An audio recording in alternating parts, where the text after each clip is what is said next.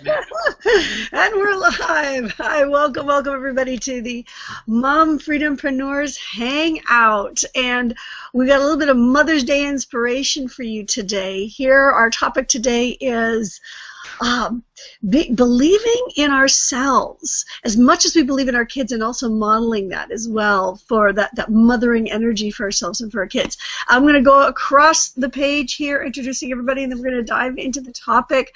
I'm Valerie Jampolsky, and from Abundance Now, and I've got twin 5-year-olds. I do my usual naked kid alert just in case they come running out here.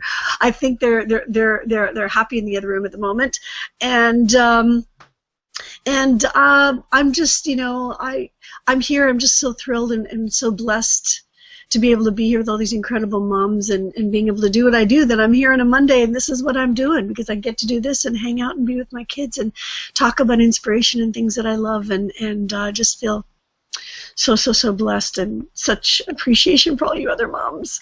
I'm going to pass it over now. We have Sarita. Hey everybody, this is Sarita here. For those that don't know me, my name's Sarita. I have two little ones, a 2-year-old and a 4-year-old, and I'm in Perth. So it's 8:11 here in Perth, Western Australia, and that's why it's nice and quiet here. My kids are both asleep, and they might wake up and come for a visit, but most likely I'll have this hour to myself. And I just want to tell all the mums out there, happy Mother's Day. It's certainly an amazing ride being a mum, and I'm very excited to be here and connect with all these beautiful mumpreneurs from all around the globe, and I'm just so grateful, to have that space. So thank you for tuning in, and I pass the baton to Michelle. Hi everybody, I'm Michelle from New Zealand, but we're living in Thailand now, and 10 o'clock at night, it's 30-odd degrees, so I kind of got this sarong wrapped around my neck so I don't look like I'm naked. But we've just found an apartment to live in.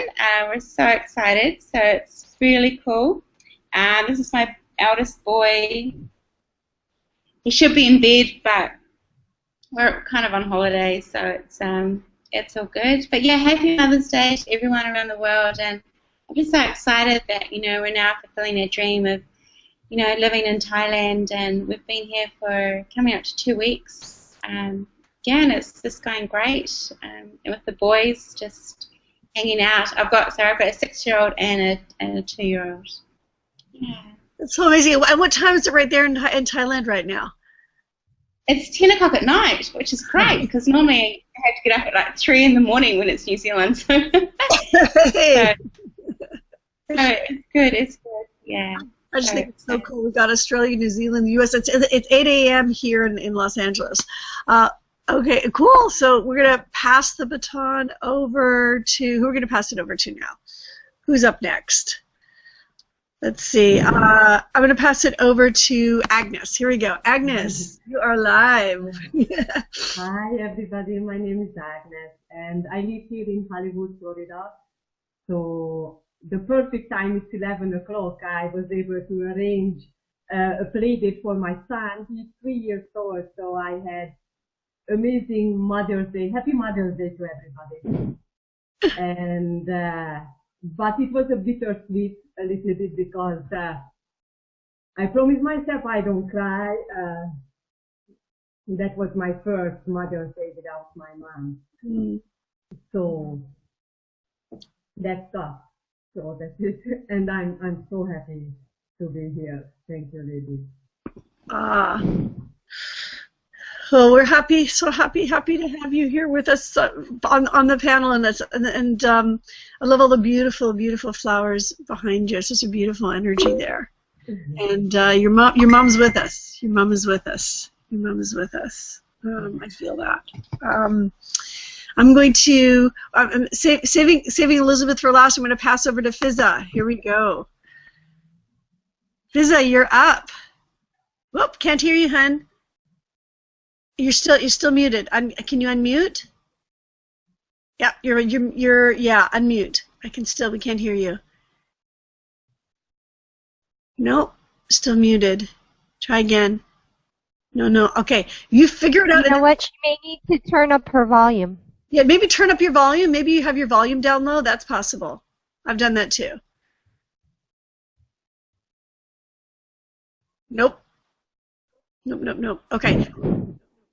Figure it out and like keep saying we'll know. Like just say hi and we'll know if it's like, you know, just interrupt. I'm going to pass over to Elizabeth.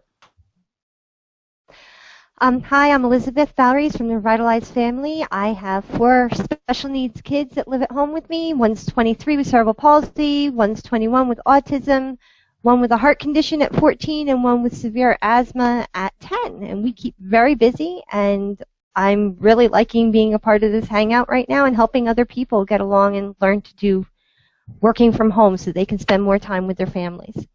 Happy Mother's Day to everybody. Happy Mother's Day. Looks, Sarita's having internet issues popping in and out. And you are, tell them where you are, what part of the world you're in. You are? Oh, I'm in Pennsylvania. I'm on the eastern coast of the USA. And it's 11 o'clock here in the morning. Yeah.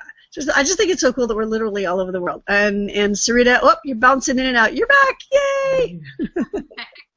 I was just thinking, I was talking to Michelle, and she was actually having better internet in Thailand, and I'm having it. The other day I couldn't stream a video from Perth, and I'm like, this is crazy. Michelle's better internet in Thailand than Perth. That's the world we're living in now. So Thailand's actually a very, very developed country. So if you want to travel and live in a cheap place with good internet, Thailand's the place to be. That is. That's cool. While we've got you up right now, Sarita, do you wanna hop in on the topic, or do you want to come in after? Well, I think I might come in after. Okay, sounds good. Okay. So I hear what the other ladies say. Okay. Well, I'll start with it. Then we can all sort of chime in on it, and you know, and Fizzo, when you get sound, hop out. I'm trying to. Oh, can you hear me? Yeah, we hear you. All right, here we go. We got you. Yes. Hello, my lovely moms. First of all, happy Mother's Day to you all. And look what my daughter has given it to me. It's a very great surprise. Oh, beautiful. Yeah, I am from Bourke, New South Wales, Australia, and it's 1:15 here. And I am mother of 9-year-old daughter, and I'm so lucky and so blessed that yesterday was full of surprises, one after another. I was so super excited and super pumped and blessed that I got a lovely daughter, and oh, unbelievable. My husband also gave me a surprise. That's totally unbelievable.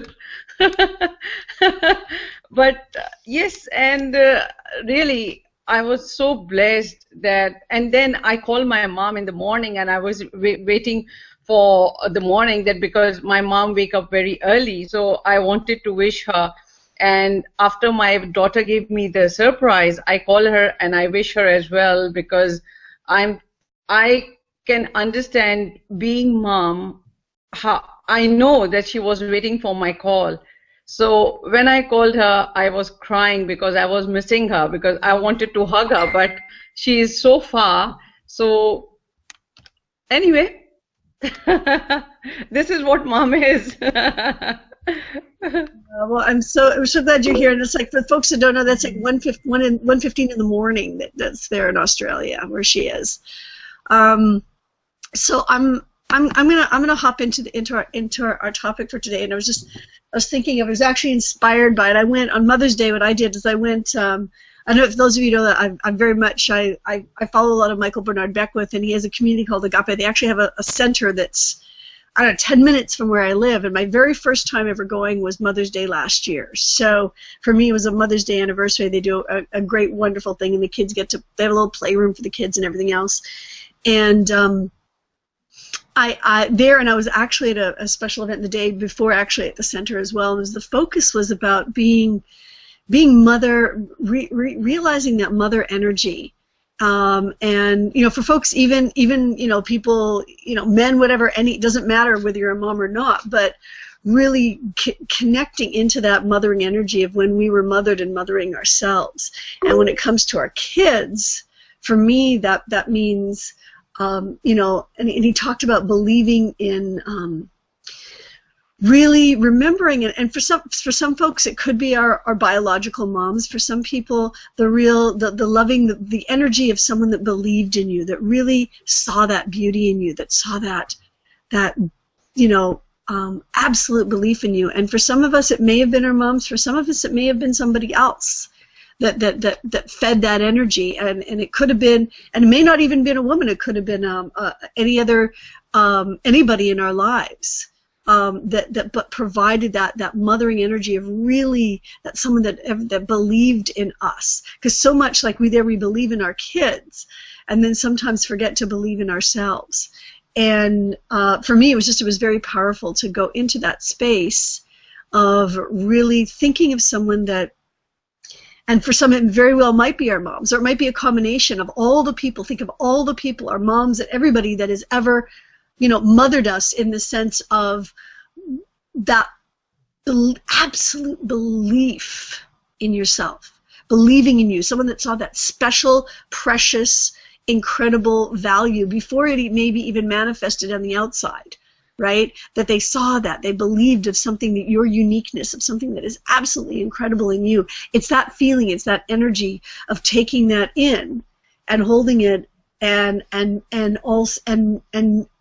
not just taking it in for ourselves, but realizing that when we do that, it actually models that for our kids, to be able to even to be that for themselves, to really be that for themselves. They see us believing in them, they feel us believing in them, and then that other level of seeing us maybe even overcoming, buying into a negative self-belief and going, no, I'm not going to buy into that, and taking on that that belief, you know, remembering that and living from that space of believing in ourselves and what's possible, despite anything that might be in our environments currently, or even if things are wonderful, knowing that even more is like knowing that there's always growth, and we're always growing, and there's always an incredible next new step. There's always anything we can dream up is possible, basically.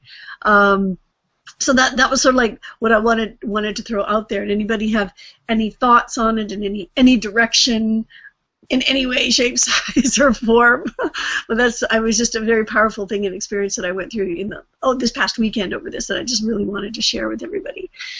Anybody want to hop out first on it, or? I might just have a quick question. Yeah. Twins, and I saw your beautiful pictures. And that would be quite a challenge. I mean, I know, like, I've had 2 children, but they were obviously 22 months apart, and that was very challenging. But to have twins, plus you're a single mum, I don't know how you did it, to be honest, how you survived, especially the first few months.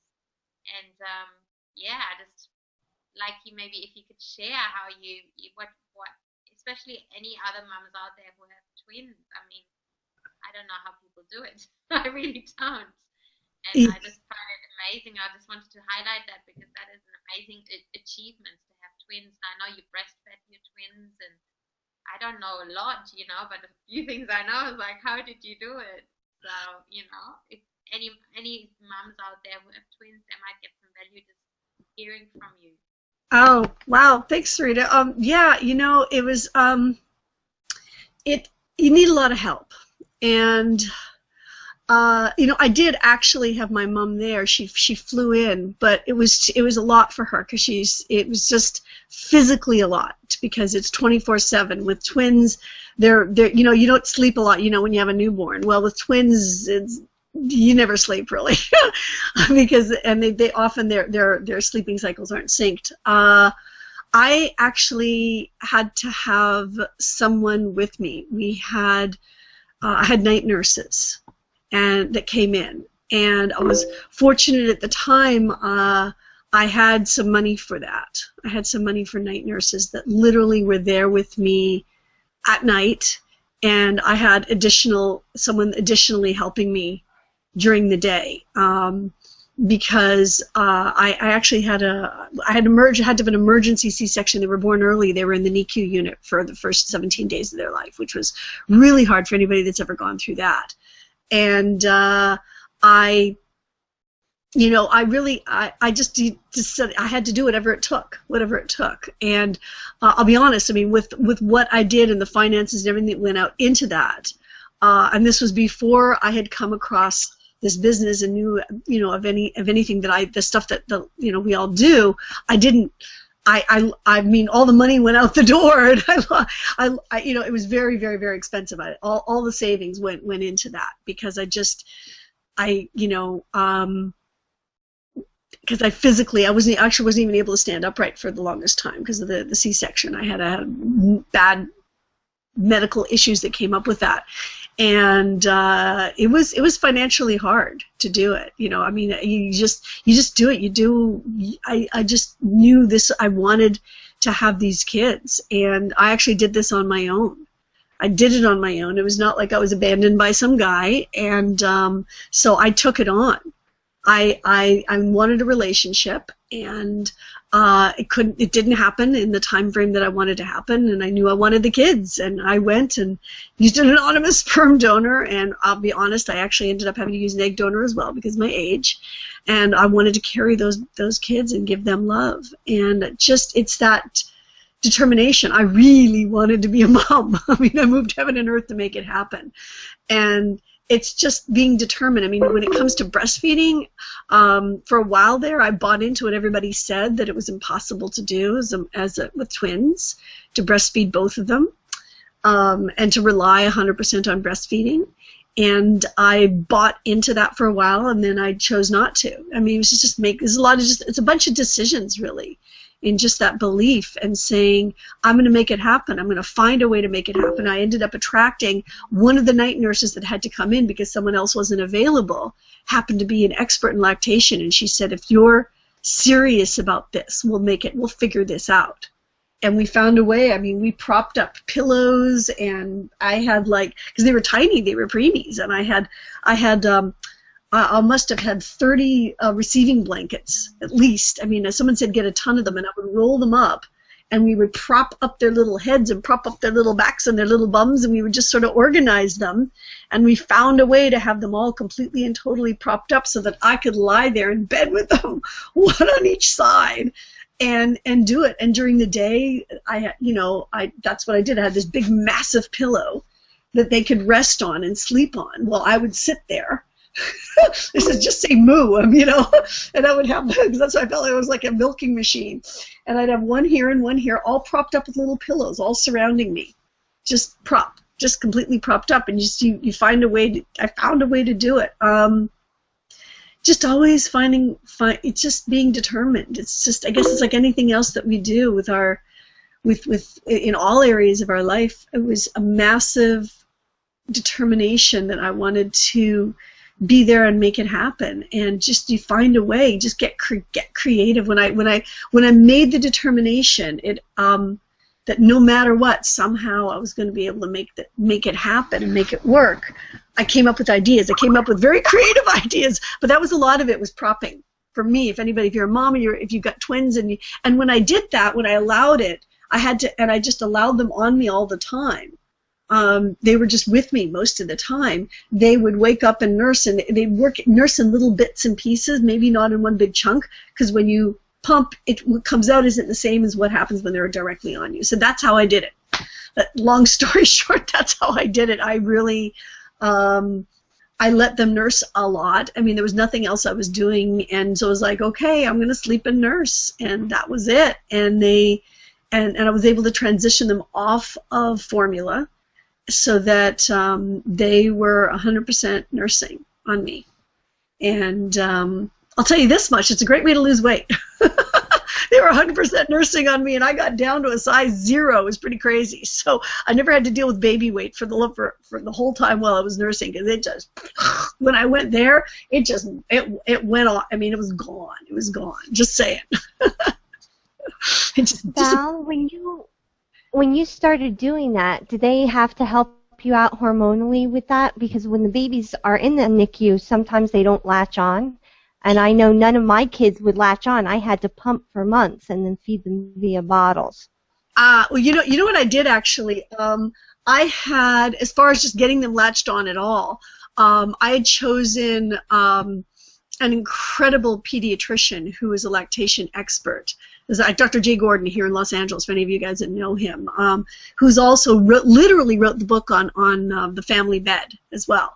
And he, you know, one of the rare men that really knows a lot about this, and all of his nursing staff are lactation experts. And I actually had one of them come to the NICU unit with me. She actually came to the NICU unit, went into the NICU unit with me, and with the babies one by one, literally worked with me to get them to latch on.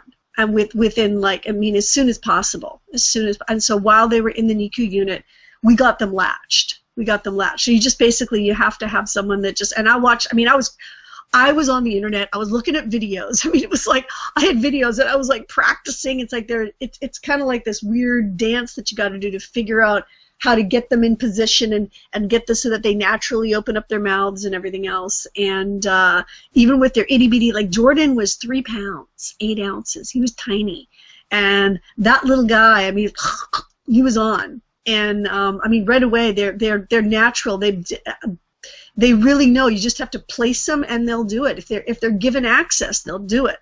Problem is, the NICU unit, they yank those babies away from you. But given access, and I was there. I mean, I was just like, no matter what, I'm going to be there. I mean, I could barely stand upright. My dad would walk me over there, and I had to push a wheelchair because I couldn't stand upright. But I got my butt into that NICU unit, and as much as I could stay conscious and focused, I was in there. You know, I'd be in there breastfeeding them and holding them and spending as much humanly physical time as I could with them. It was hard. And it broke my heart to even have to leave them in there for the 17 days that I was in there, but I got them latched. The challenge was getting them to be 100% on me, and transitioning them, you know, to get them so that they weren't taking formula and stuff. You know, once I got them home and I had, you know, control and power over that, was, you know, transitioning into that and being able, which was the key, was really being able to have them just on me at all times, because they couldn't take in big amounts. They could take in little amounts. So they were nursing a lot. I mean, it's not convenient if you want to be convenient, but for me, I wanted, no matter what, for them to be healthy. And so that's what I did. I just did whatever it took. I mean, it's just.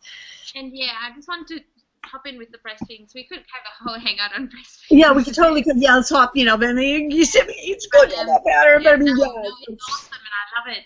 But I just want to add in as well. I tried so hard to breastfeed Grace, like so hard, and it never happened. And she was actually born naturally, and it was so funny that because Nikki also here I had to have a C-section with him, and I was separated from him for a week.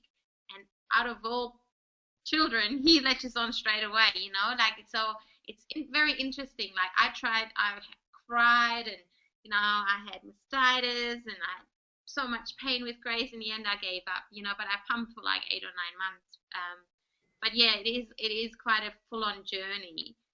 But I was quite amazed how Nikki just took to it after 7 days of being separated to me. And I think there's so much pressure out there, and for any mums that are watching, you know, just what feels right to you, because each child is so different and each situation is so different, you know. And in the end of the day, really listen to yourself, because you get so much advice from everybody, and in the end, that's about, I think, the whole Mums Day talk today is about really, you know, listening to yourself, as, you know, really being a mum is really not listening to other people. I think is really allowing yourself to have that mother's instinct take over, and you know what's best for your child, and you know your child's best, and everyone can give you all these ideas, and that might help, but in the end of the day, you know your own child best, and to really trust your gut and whatever it may be. So but yeah, I tried honestly, I was in sweat and tears, and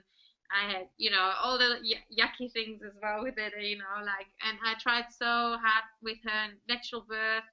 So I was just amazed how Nikki just took to it, even though we were separated. It was an artificial birth, and you know, every child is so different. So I really have seen both sides, and Nikki's actually still breastfeeding, believe it or not, which is crazy because I travel quite a bit, and I don't actually pump when I go away. I still got milk when I get back, and he still wants it like maybe once a day. And it just keeps coming, and it's just like, it's so easy, but it was never ever that easy with Grace, ever.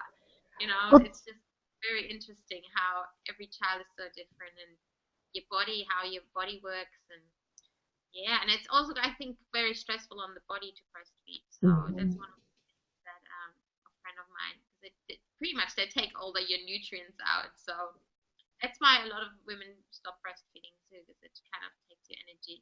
So any of these men watching out there, we're having this most amazing subject. No, the reason that I had asked Val about it is because 3 of my 4 were preemies, and Norris was in the NICU unit for a month and a half, 2 months, and we were in and out, and Katie was in for 2 weeks, and Kendall was in for a month and a half, but no matter what we tried, it just didn't work, and you have this huge feeling of guilt, like you're shortchanging your child or something. And people want to help, and they don't realize how upset you are, and it actually sometimes makes it feel worse.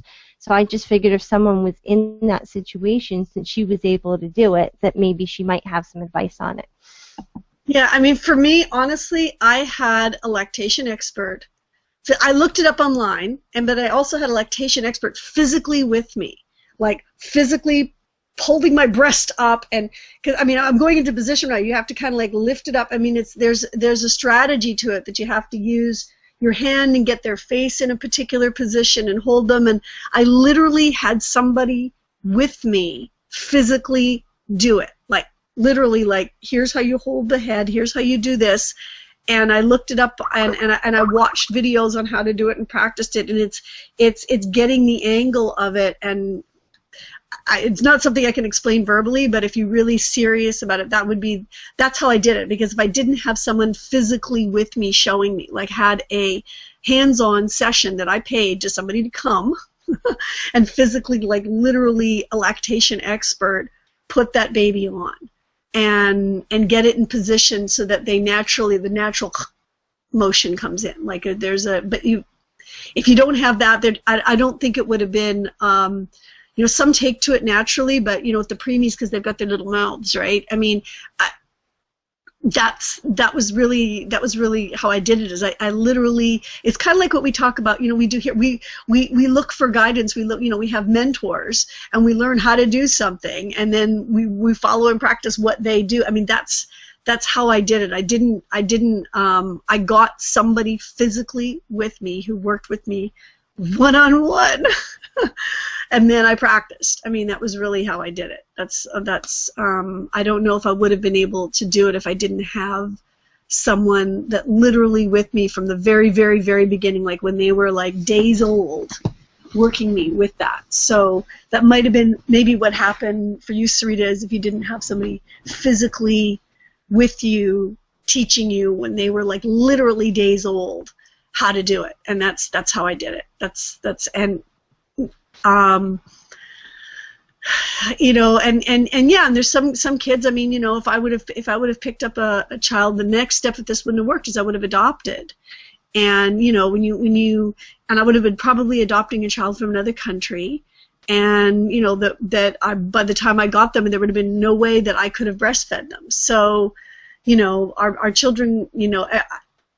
Yeah, if you can, go for it if you have that opportunity. And, you know, it's all about the love, really, that we give them, which is sort of what I was thinking about the topic in terms of just, you know, believing in them. But if you really want to know how, get a lactation expert with you when they're babies, like when they first start, or even after. Sometimes they can help as well. I did it when they were in the NICU unit, and that may be why it helped with the preemies, because I did it at that stage.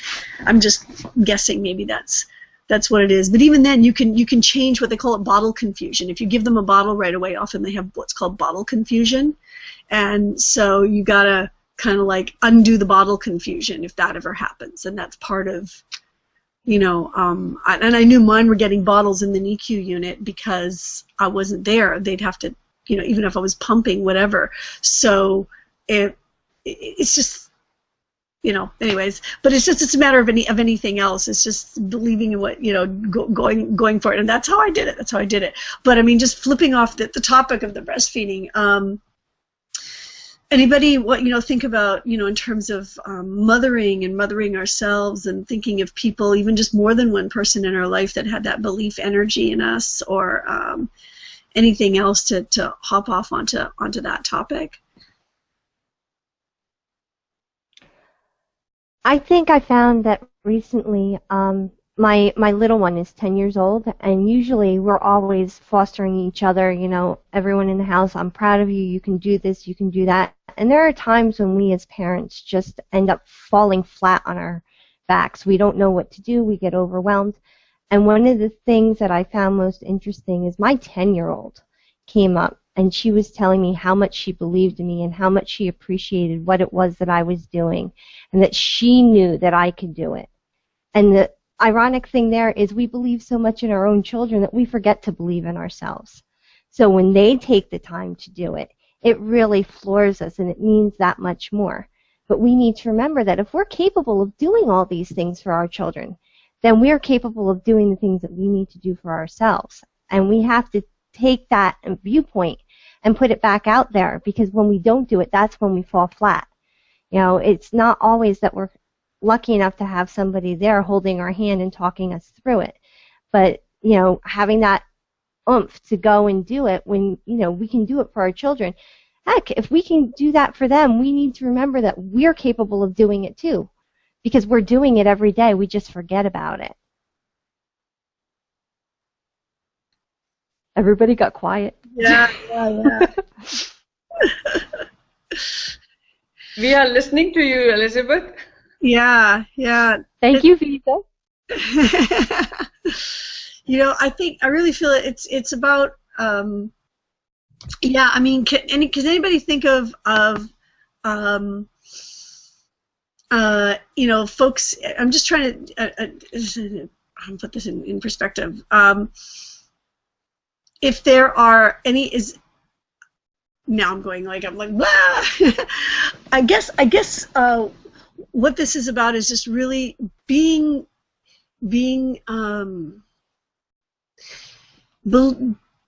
I guess, yeah, it's what Elizabeth was saying about modeling for ourselves, modeling for our kids that, you know, that belief that even when we fall down, which, you know, we're not always perfect, that, you know, to remember what is possible, and to remembering to be that mother of ourselves. Because sometimes, I mean, I know there can be a lot of like negative thoughts, like we might say to ourselves, talk to ourselves in a way that we would never ever want to talk to our kids. Transitioning out of that, like becoming conscious of it, because there's a lot, you know, we can do for our kids, but in the long run, they're going to model how we are with ourselves, and even maybe even picking up subconsciously. So it's like having that conscious energy to, and plus we just, you know, we deserve it, right? To be that mother that whenever that negative chain of thought of you know, and of negative thoughts on ourselves come flying in, and believe me, it happens. To be able to find that place of allowing ourselves to mother ourselves in the sense of being that positive, loving mother that really believes in us, in ourselves, despite anything that, you know, going on around us, and not like if our kids went off in a negative rant of negative, like out loud verbalized all kinds of negative thoughts against themselves, what would we do? How would we talk to our kids if we saw them doing that? Right? To be able to, that the kind of love and encouragement that we would give them so that they could transition off of that way of thinking to be that for ourselves, if that makes any sense. I would like to say something too.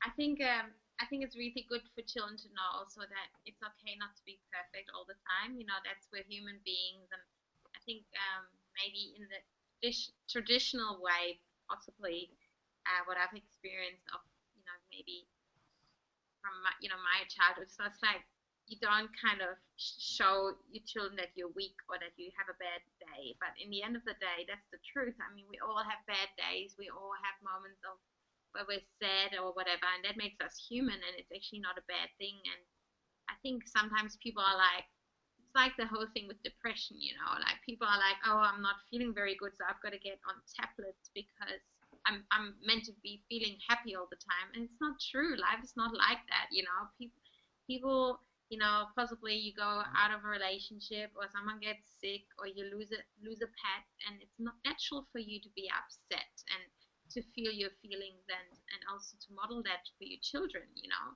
No one's ever always happy because life is not like that, And I think that's also really important to not feel bad when you have a bad day, and to let your children know that it's okay, because that is just how life is, and to not condemn yourself for not feeling the best every day, and just making the best, just really being transparent. I think that's what I'm trying to do with my daughter and my children. Like, I don't want to lie to my children. I want to be extremely honest with them with everything.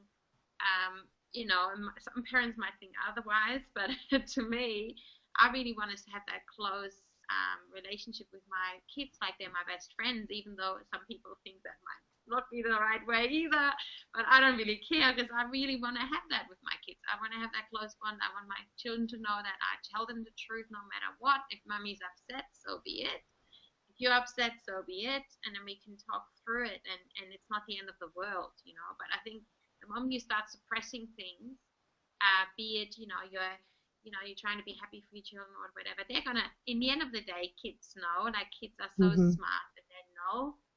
And so I think the more you suppress something, the more of a problem you can actually create. It's like that pushing down that ball underwater, and it gets way more, like it jumps up, and because you're just suppressing it. And that's kind of and that's another thing.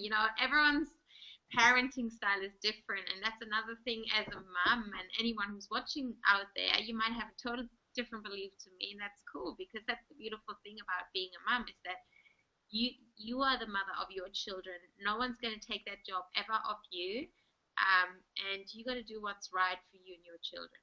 And every child is different, and that's why that is such a beautiful thing. And we are so lucky to be the parents, to be the mothers, and have that really strong bond with our children, because we, in the end, do know best. We know best. Not your mom, not your dad. You know your children more than anyone, and that's such a beautiful thing. Just trust your heart and trust your gut, and you know what to do. So. That's brilliant, Sarita. That's absolutely brilliant. And I guess for me, is having been someone that has gone through deep depression, is modeling for the kids, letting them see what's going on, and then having them see me pull out of it, right? For those that may be struggling with not just a bad day, but more than that, a step possibly beyond. And I think that's incredible. It's like to be able to show, yeah, I'm having a bad day, and watch me come out of it, because for those that might be struggling with more than just a bad day, you've got like days and days and days and days on end, that a way possibly through that is to think back to anybody that's ever believed in you, or if you're having troubles even with that, to looking at your belief in your kids and allowing yourself to bring that to yourself, and then your kids can watch you transparently go from where you've been, and through to the other side, if that makes any sense. It does make sense, but a couple weeks ago I had said stuff about suicidal ideation and everything, and my kids were right there throughout all of that, and I explained to them how I was feeling and what was going on, and that my main reason for coming and continuing to do things was because I needed to be there for them. They were my reason to continue. And loving each other and being there for each other was a huge thing. Years before that, we went through this suicidal ideation with my son. And he was 8 years old, and he thought that if he killed himself, he'd get his father and I back together. And trying to explain to them that that's not how those things work, that everybody loves you. It's just you have to love yourself too. And sometimes that's really hard. It can be really, really hard when things get overwhelming. But the kids sit there, and we would sit there and talk about it and give each other reasons, positive reasons for continuing to look at the brighter side of things. It's not always easy. There's going to be hurdles to cover. There's going to be challenges to face. But as long as there's somebody there along with you that is willing to turn around and say, I care about you, this is what I see in you, you need to see that in yourself. You do that as a family. You do that with your friends that are closest to you. And that's a lot of the time the things that people forget, because when they get depressed, they curl back into themselves. They don't want anybody else around them. They're afraid to be around them. Because if I feel this bad about myself, then other people must be feeling it too. But the thing is that if you take the time and you push yourself to go out among people that you know, they're going to be the ones that are the first ones to push you to realize how good of a person you actually are. Everybody gets quiet again. It's a deep topic. It's a deep topic. Oh, you're crying? I'm sorry. I'm sorry. I didn't mean to make you cry. Yeah, you know, it's a very sensitive subject, especially I hear, Elizabeth, what you just said, because my son is only 3 years old. So, and I feel and I know deeply in my soul that he saved my life now. Mm-hmm. When my mom passed away.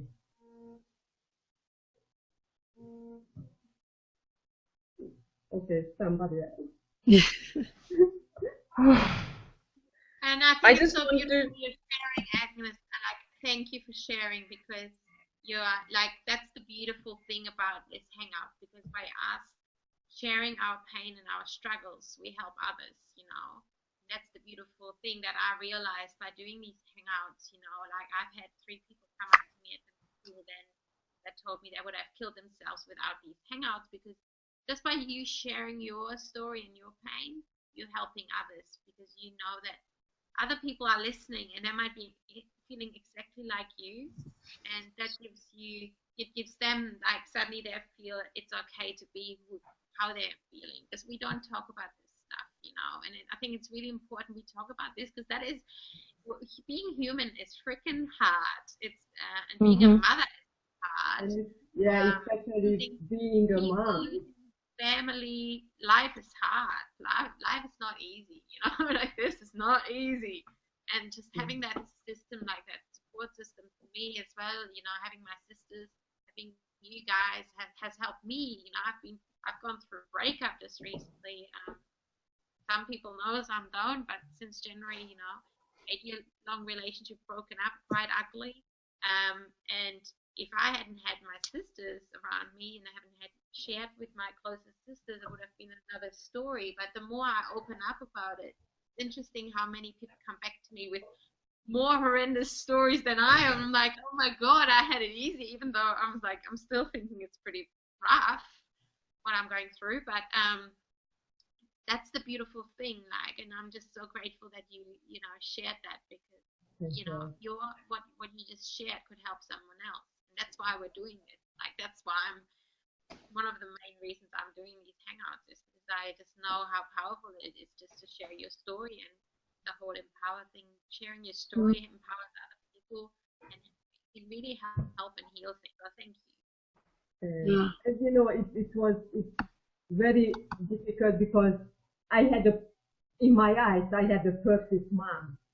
And I always wish, you know, that if I am just 50% as good as her, I will be fantastic. So, you know, he's just 3 years old, and my mom passed away 8 months ago. And so I didn't want to show my feelings. I didn't want to cry in front of him. I just wanted to be, you know, the perfect mother, the happy, you know, always cheering, and the most of time I just couldn't do it. So he saw me crying, and because he was just so little, he was just 2.5 years old. He didn't know that it's sadness. It's a deep sadness. He sometimes got confused and mommy is angry. And it was so hard for me to explain it then. Because grandma is in a heaven and I miss her so much. And that's what I really had to work through with him. You know, like yesterday, it was Mother's Day and everything. And we bought a balloon, you know, and my husband and my son had and I had. And we wrote on it. I wrote a personal message to my mom and let it go to heaven. Mm-hmm. So I was the last one, and I know it's so childish, but my son let it go her balloon, and grandma is going to catch it. My husband did the same, and mine was stuck on the tree. Oh. And I got so upset. I didn't show anything, but my husband felt it, you know, and immediately he ran in the house, you know, and grabbed his ladder and everything to just grab it, to just grab my balloon, because he felt it how important it is for me just let it go to my mom. Even she knows I love her and I do this, but that was just important for me. And he was not successful. The balloon is still there on the very, very high tree. But yes, but she's there, and I miss her every day a lot. Yeah, and now I have to say goodbye because the play date is over, and I have to pick up my son. So awesome you're here, and thank you for sharing this. It's really powerful, because I know there's another mum, Michelle, who's usually on here, who lost her mum. And yeah, thank you so much. I appreciate you guys so much. I love you too. Agnes. Thank you, Agnes. Bye. Bye, ladies. Yeah, something that Michelle that wanted to was sharing with us in our chat. She wasn't able to be here right now, but as Michelle Tafoya, and she was saying that she was reading. I don't remember what she was reading about, but just talking about on the topic of believing in our kids, making sure that as we're doing that we are allowing them to be themselves, allowing them to live their own unique gifts, and not placing our perspective of what that means in terms of what they are to do in life. I just wanted to, since we brought up Michelle, mentioned that her contribution to it was in the chat to sort of bring that up as part of that. So thank you, Michelle, for that, and wanting to just sort of put that out there as we're talking about. There's so much on this we could talk about it in a lot of different ways. Michelle Anderson, you have any thoughts? All right. Hi. Now, I'll send an apology because my husband walked behind me going to the bathroom and he was naked. So if you saw a glimpse of a naked man, I'm sorry. To rewind. Replay to see. So I apologize. Yeah, so as you know, so we're traveling with their children, and traveling is awesome, but it comes with a lot of challenges as well, and it really kind of makes you rethink of how you act as a parent, because you just have to keep your cool and just be calm, because you know, my husband, he had his bag stolen in Singapore airport with the passports and the cameras, and he managed to get it back, but you know, we still had to stay calm because he had the 2 boys with him. Rocco, he's the 2-year-old, he put our credit card in the toaster and it burned. You know, and when you're planning to be away for like 3 years and you only have 4 cards to get money out of, it's like you just have to laugh at the situation and go, you know, it is what it is, and just move on and explain that, you know, it's not the right thing to do, but it makes great travel stories. But it's just, and having the kids believe that they can do certain things, and they have to have a lot more responsibility now, moving around, carrying their own bags and getting on and off trains, and just being aware where we are as parents if we're walking, in a crowded place. Obviously, we have to keep, extra eyes on them and hold their hands, but and I'm really, really proud of Ludo. He went for a walk up a mountain, and it was a monkey mountain, and it was 500 steps just to get halfway, and then it was like a goat track up to the top. And my husband went with him, and he said it was pretty hair-raising stuff. And Ludo, he just did it, and he didn't complain once, and he came back down, and he was so full of energy, because he just, he's just been given that belief that anything is possible and he can do it, and he just pushed himself. And then that night, we're so tired, it was hot, my husband's tired because he walked up the mountain, and then it's like, Mummy, it's your turn, let's go tomorrow.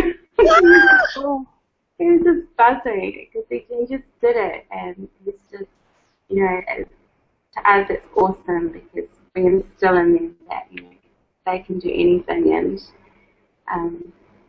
I think that's just great, just giving them the confidence that anything is possible, and just to keep calm and carry on, and what I say, not lose my shit over it.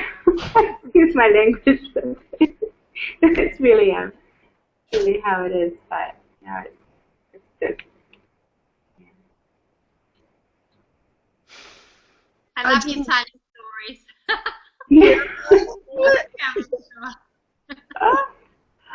There's interesting food.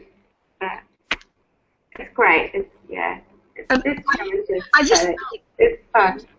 Different cultures, and they're going to be a bit more responsible, and it's just so, they couldn't learn that they know, and it's so awesome that their boundaries get pushed, and yeah. I just think it's so awesome. Yeah, because everyone has to stay calm. Kids have to stay calm, and Rocco, he throws some mighty tantrums, and because they've been travelling a bit over the last couple of days, and it's hot, and they're out of their routine. But we just have to smile and go, oh yeah, it's all good, because there's nothing else you can do. So you just move forward. I think it's so cool because I remember in our earliest Hangouts, and you were talking about this. You were talking about traveling. It was a different country back then, but you did it.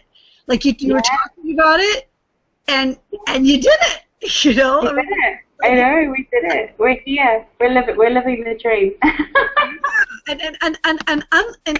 and was thinking about with your kids.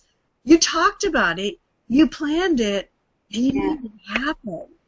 Yeah. How powerful is that? Just that alone, even whatever it is that your kids want to do, it's like you're modeling that. It's just, I think it's the coolest. I just think it's cool that you believed in it, and even all kinds of different things came up, and you had different decisions to make about where we're going and what we're doing and how we're doing it, and you just kind of like moved through it, and made it happen.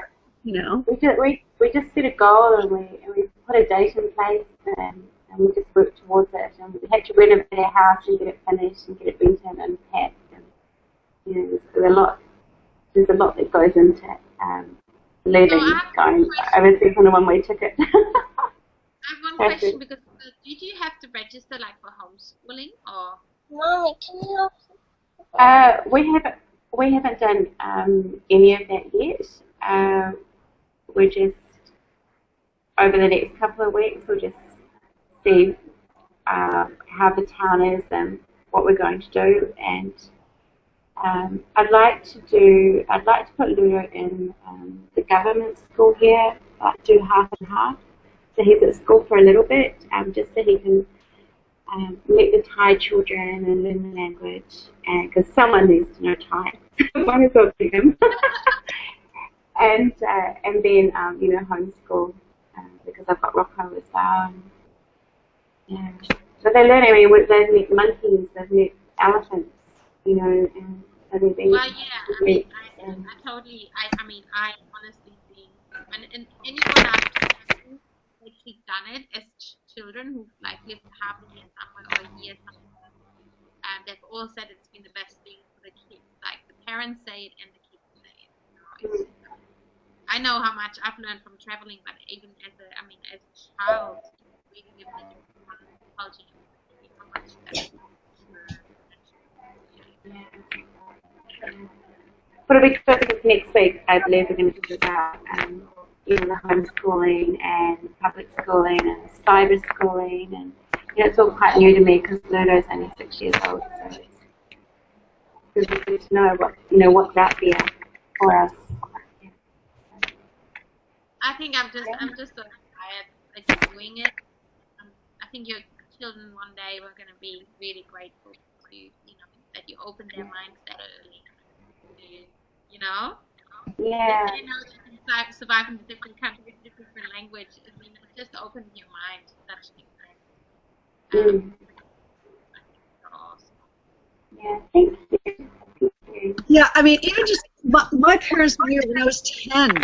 Took us on a trip, and we went to France, and we went to England, and we went to Israel. We went to a few countries, and I mean, it was just even just that short trip. I mean, just imagine so much more of what it's going to be for you. I mean, I remember that. I treasure that, and it's something that inspired me, frankly, to travel. Even older, just being aware of other places and other cultures. We lived in Canada. We came to the States, and we went. We drove through. We went and saw different states and different places, and everywhere, everything was slightly different. Just seeing that there's different places and different cultures, and I mean, it stuck with me. And all we did was a couple of trips. I can just imagine how powerful this is of what you're doing. Yeah.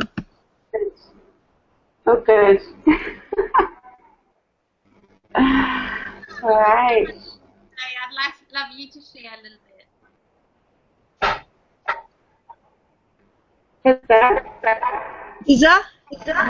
Yep. Can you hear me? Oh, now we can. Yes. Oh my God, the topic is so interesting that I just lost.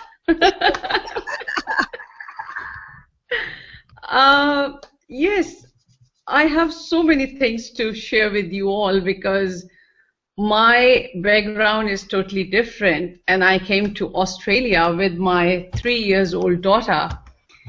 And when we came here, she used to go to school in our country and in preschool. And when we came here, she was like little bit confused. And being mom, I was like, why she's confused? She's a confident person. So I started her homeschooling. And before that, I just want to share my experience when I became a mom. How did I feel? Because I was a very pampered child of my family, and I realized, and I have 5 more siblings. We have 6, like including me. And when my daughter Nabira born, and she was born, just when I go through all the pains and everything, I realized that, my goodness, my mom is a great soldier because she gave birth to 6 children. How is it? Because they all are from natural birth. And I really salute my mom. And as soon as she came to meet me in the hospital, I just simply hugged her tightly and asked forgiveness for whatever I did with her. Because now, when I become a mom and when doctor gave Nabira to me, I felt the love, and I forgot all the pain that I had gone through, and I realized that, my goodness, it's very hard to go through those pains, and the end result that you got is a great blessing, that you got a beautiful child, and it's full of love and affection. And I ask my mom forgiveness, that please forgive me for all that I did with you, because I was just a pampered child and I gave you a very tough time because I did not listen to my mom when I was a kid. And if I want something, I want it no matter what. And then my father handled that situation, not my mom, because my mom said, no, she is just out of control, now you handle her.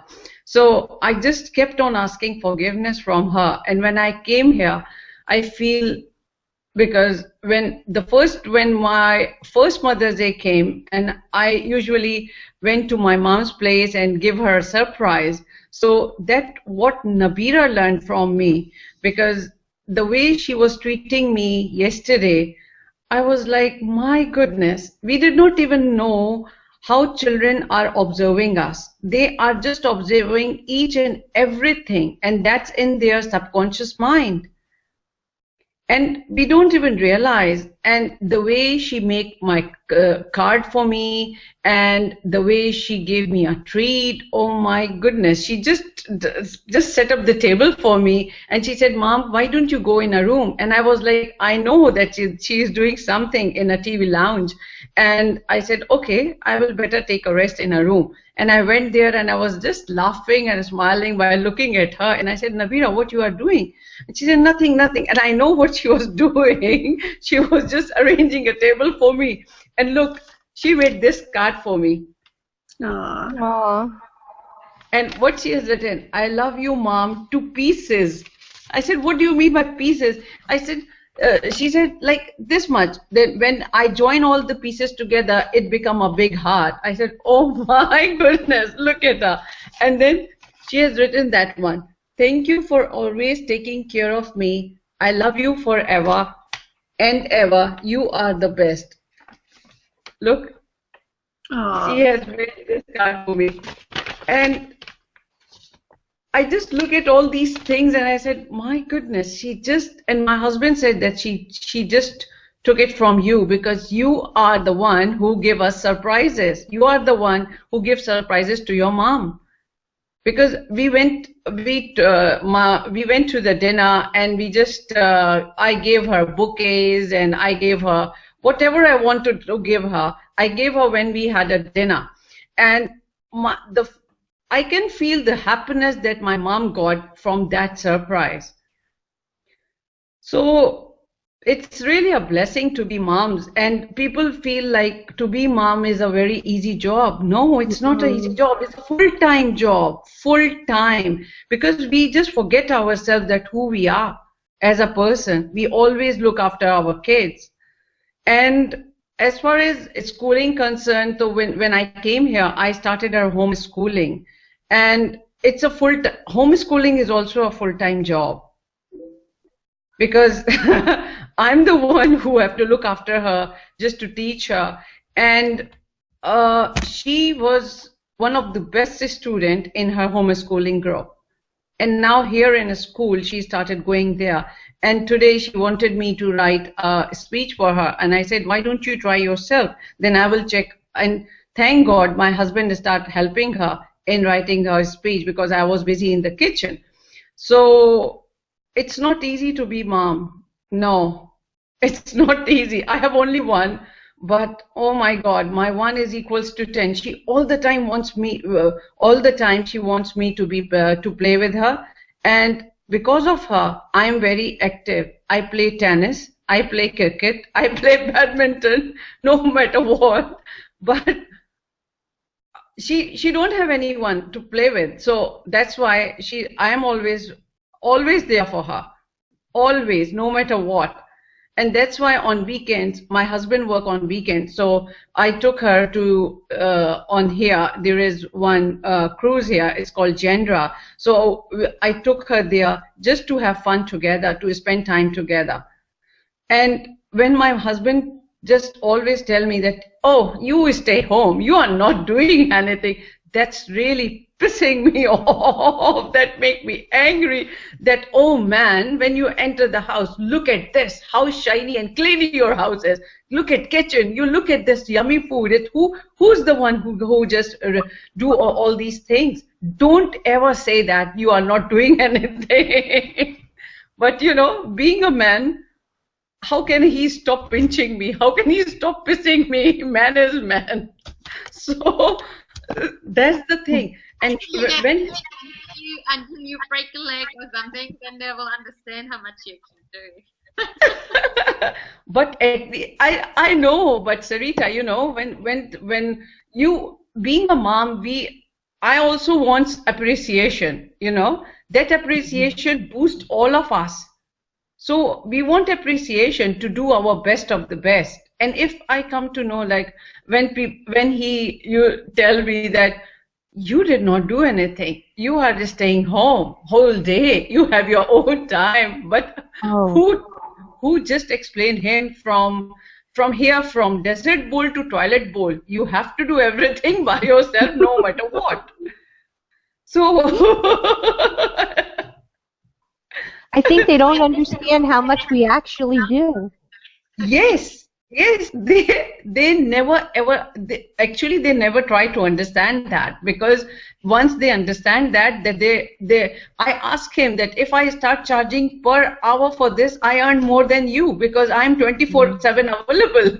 There is no public holiday, nothing. So don't get yes. break. You know, like I have actually a lot of mums and through the mums group that I've been to who started working like 2 days, 3 days a week, and they're like, oh, it's so awesome because I get tea break, I get my lunch break. When you're at home, you never get a break. Like No, not at all. It's not easy to be a stay-home mom or working or not working, but it's not easy. Believe me, people take you for granted. Everyone take you for granted, like you are doing nothing, but we are doing everything. We are actually our home managers who are managing everything. Yeah, So I hope the awareness is rising because I think any man, especially when I think the good thing is sometimes when you do get sick, if you don't get sick, man, you tend to be sick for it.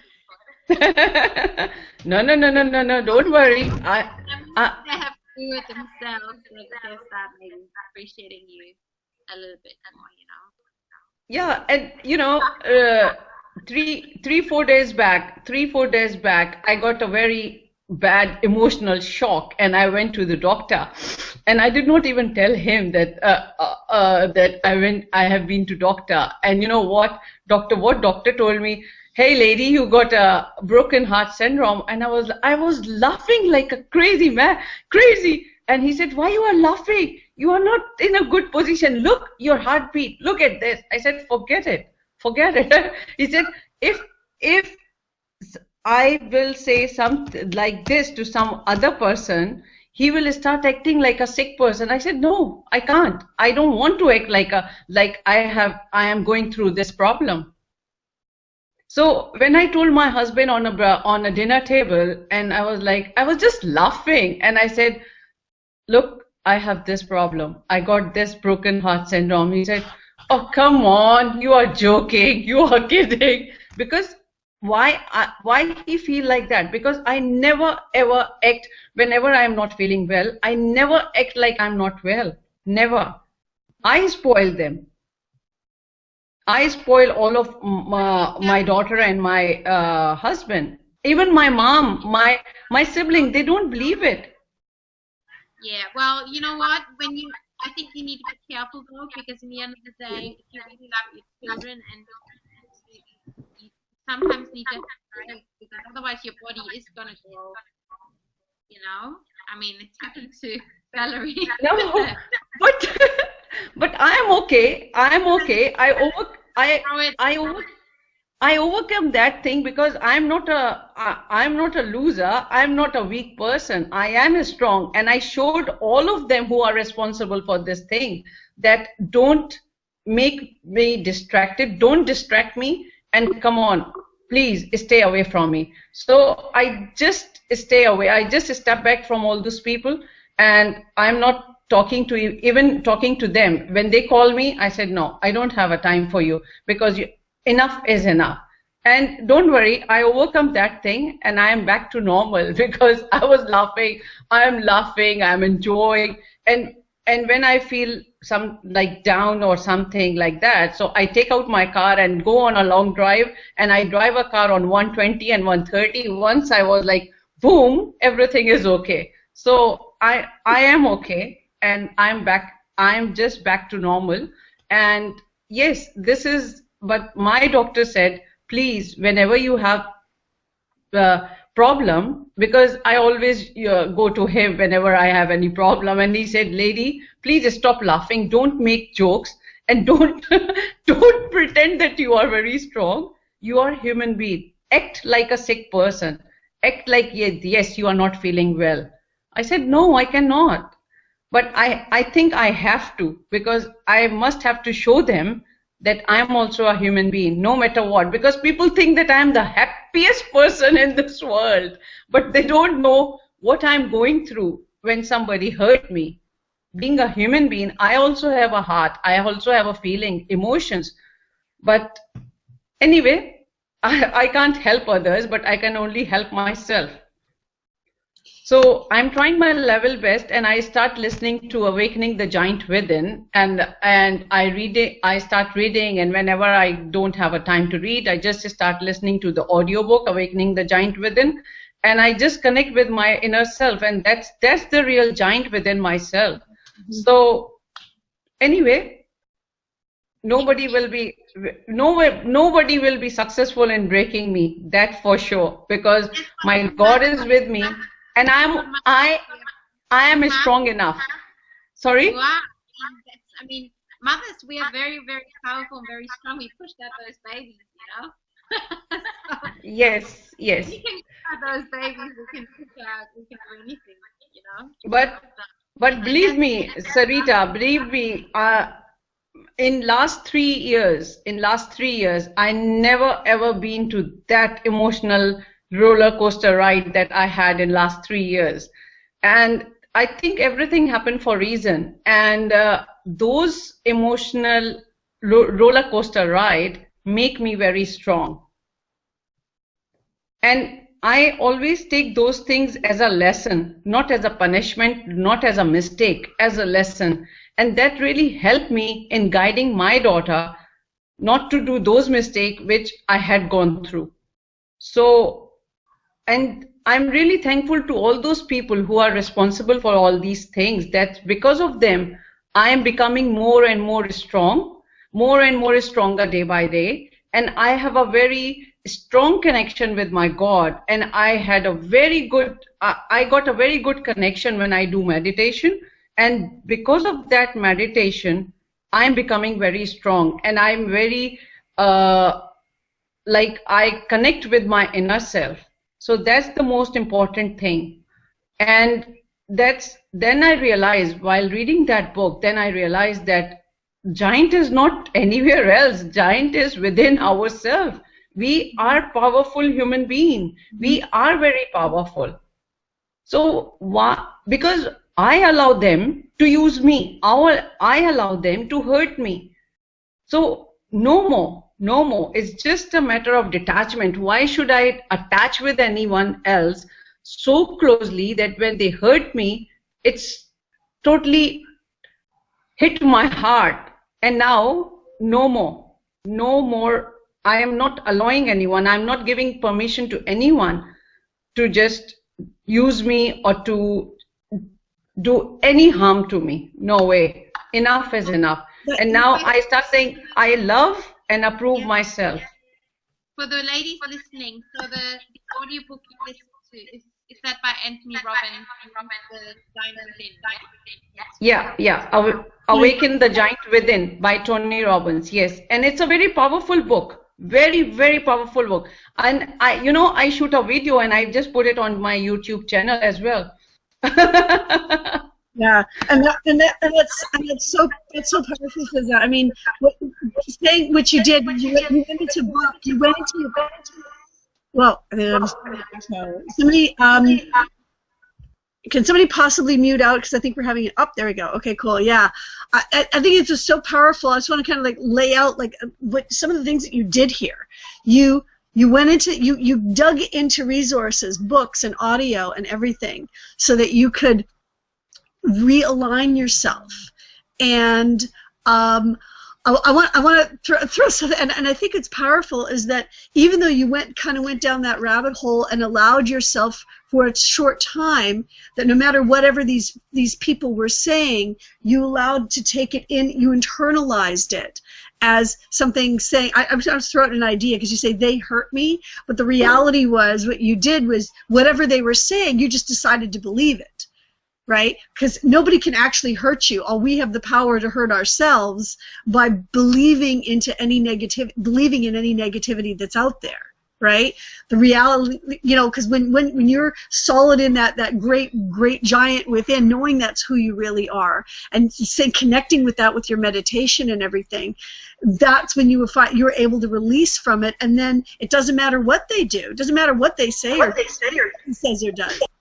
You've got that that happiness from within, because it's who you are, and for your, I think what Sarita was saying is, for the process of that, if your kids can see you going through that process, seeing where for temporarily you're buying into something, then see, oh wow, and then mom did this, she read this, she did her meditation, she did this and this and this, and now is back into alignment, right? Because that process is so powerful, and I think it's incredible that you. Oh, we got the echo. I think that's so incredible and so powerful that you did that. I mean, I could feel myself being lifted as you're telling your story of how, because we all have that, that situation where there might be somebody in our environment that says or does something, and if we are in a place of negativity, mainly because they're not realizing their own giant within, realizing who they really are, and they project it out onto others, and buying into that and being sucked into that whole sort of that negative vortex, where we can just choose to say, I don't believe what you're saying. I don't buy into what's going on, and if it's difficult to be around those people because that's where they're at, love them for where they're, have understanding for their understanding, but don't need to be in the presence of it. And I just think it's so powerful what you did in the process of that. And allowing to see. Valerie, the thing is, in last 1 year, I never ever cried in my life, never. I just only cried when my father died, and I just cried when I was leaving my mom behind, and on the day when I had a flight for Australia. And in last 1 year, I noticed one thing, that I cried a lot. And when I started analyzing that thing, and I was like, oh my God, this is just because of me. I allow myself to cry. I allow others to hurt me, and I took those things in a negative way that make me cry. And day before yesterday, I was crying like a child. I don't know for what reason. I think I was waiting that somebody, my husband or my daughter, will say something to me, and I started crying like a child, and my daughter was like, and my husband, what happened to you? Why you are like crying like a child? And I was waiting for them to say something because I was so depressed. I was so down on that day. And you know what my daughter did? She was just tapping me like this, Mom, all is well. Mom, say all is well. All is well. All is well. Mom, all is well. Please, Mom, please, all is well. All is well. You know why she was doing that? Because whenever she cried, I do with her. And she said, come on, Mom, take a deep breath. Mom, take a deep breath. Please, stop crying. Everything is okay. All is well. All is well. I said, oh my God. And then I started laughing. And she said, you were crying and now you are laughing. I said, you made me laugh. So this is the thing. This is the thing, that children observing us. Children are taking whatever we are doing with them.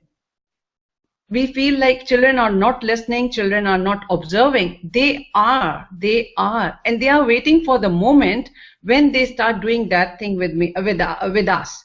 So I am really blessed. I am really blessed that my daughter, she is giving me a shock one after another.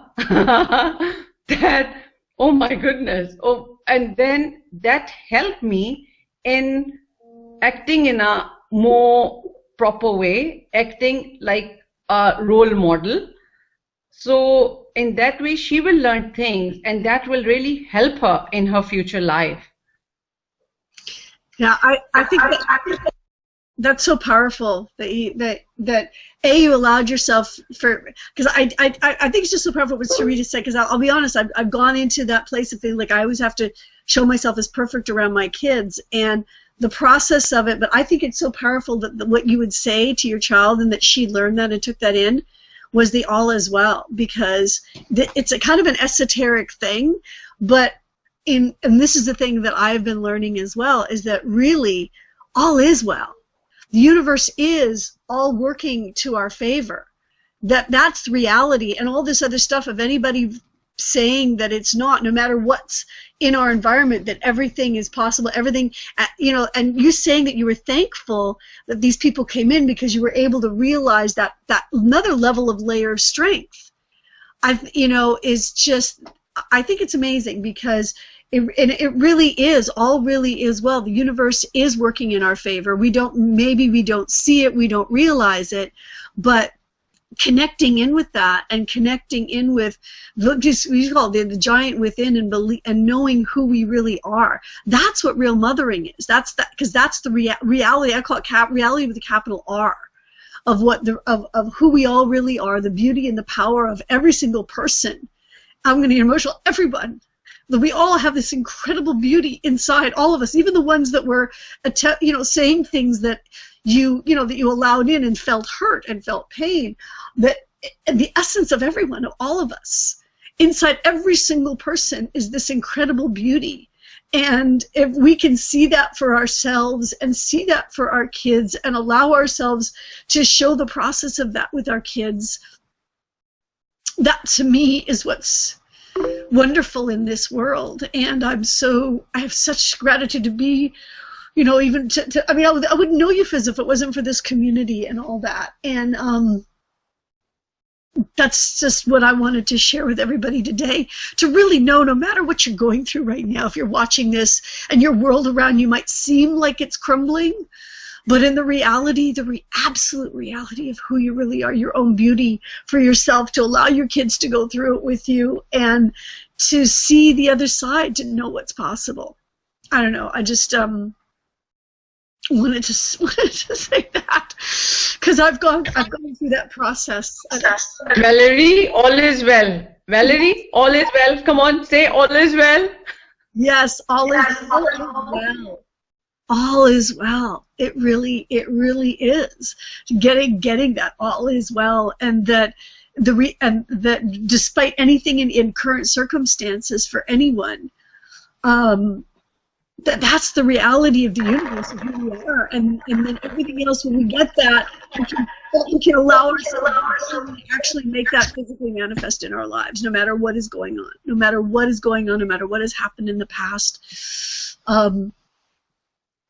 at all. And bringing your kids through that process with us, to go through that process. That's the one thing I was thanks so much, great gratitude for you to Sarita with that, because it is so true for our kids to see us go through that process.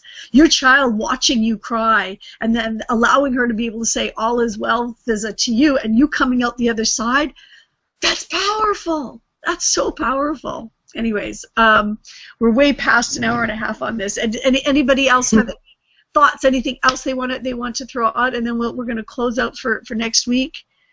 Elizabeth's shaking no. Michelle and Sarita are we've got the visual, but no. Oh, there we go.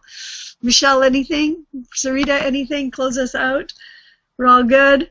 All right. Okay, Sarita, do you want to mention something briefly about? Stay tuned about anything else that we've got going on coming up, perhaps. Oh, I'm so sorry, guys. I got so hungry. Midnight snacking over there.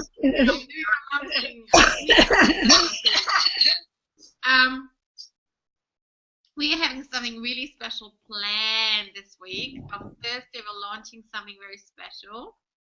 It's actually, I don't know how much I should be saying. Everyone's kind of getting very curious, but To stay tuned. Just stay tuned. Something really special, and it's actually for all women, not just mums out there. And we've been kind of thinking about it and planning it for since Las Vegas, and we're really excited because we've had lots of people requesting it as well. And it's just another platform for women to feel supported and connected and uplifted and empowered. And I'm just so grateful because I know how much I've got so much amazing feedback from this Hangout and how much it's helping people. Like, it took us, I mean, we've been doing this for less than a year now, I think. Maybe we started in July, maybe? I don't even know. Something like, yeah. And I think we talked about it in June in Charlotte, and then we maybe started doing it in work out when we started this. But it's been almost like a year, but it's really, I've just got so much amazing feedback from how much this is doing, not like just for people in the business who are, obviously you can promote this Hangout and make sales from this and make money from it, but it's not about the money. It's really about having a platform to share and having that support system as women, as mums, and we want to give something similar to all the ladies out there, no matter if babies or not, you know. And so something really special is happening on Thursday, and yeah, I won't say anymore. That's